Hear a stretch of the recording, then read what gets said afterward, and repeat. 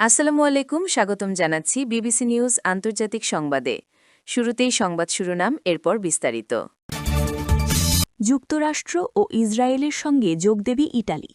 আমরা জিতে গেছি, তোমাদের দরকার নেই, ব্রিটিশ প্রধানমন্ত্রীকে ট্রাম্প। এবার ট্রাম্পকে সতর্ক করে যা বললেন কাতারের আমির। যুক্তরাষ্ট্র ও ইসরায়েলকে চীনের হুঁশিয়ারি। দর্শক, এতক্ষণ শুনছিলেন সংবাদ শিরোনাম। এখন বিস্তারিত। আপনি যদি ইসরায়েলের ধ্বংস চান এবং মুসলিমদের পাশে থাকেন, তাহলে ভিডিওতে লাইক করে চ্যানেলটি অবশ্যই সাবস্ক্রাইব করে দিবেন এবং আপনার মূল্যবান মতামত অবশ্যই কমেন্টে লিখে জানিয়ে দিবেন।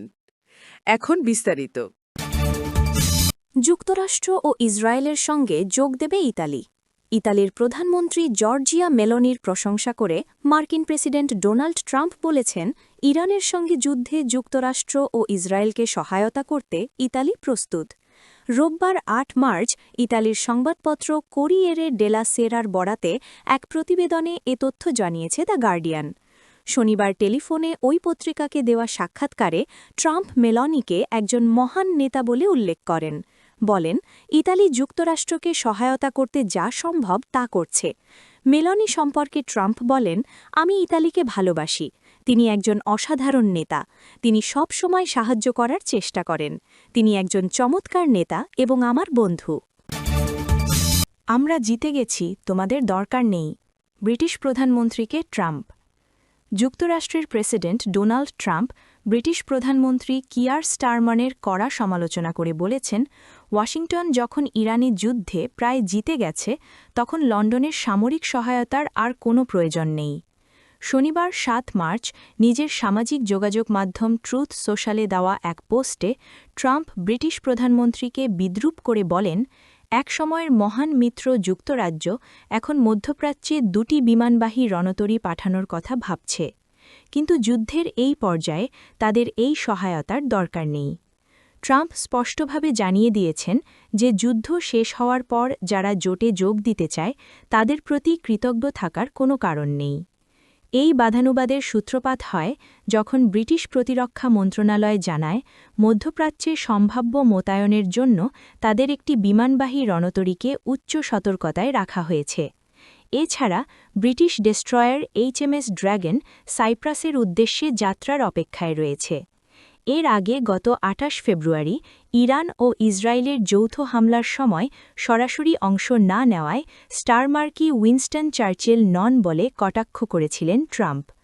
ব্রিটিশ বিমানঘাঁটি ব্যবহারের অনুমতি দিতে দেরি করায় ট্রাম্প স্টারমারের ওপর চরম অসন্তুষ্টি প্রকাশ করেন। এবার ট্রাম্পকে সতর্ক করে যা বললেন কাতারের আমির।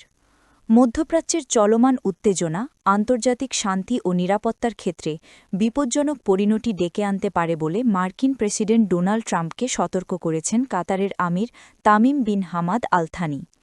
শনিবার ৭ মার্চ রাতে কাতারের রাষ্ট্রীয় বার্তা সংস্থা জানায়, টেলিফোনে দুই নেতার মধ্যে মধ্যপ্রাচ্যের বর্তমান পরিস্থিতি নিয়ে আলোচনা হয়েছে।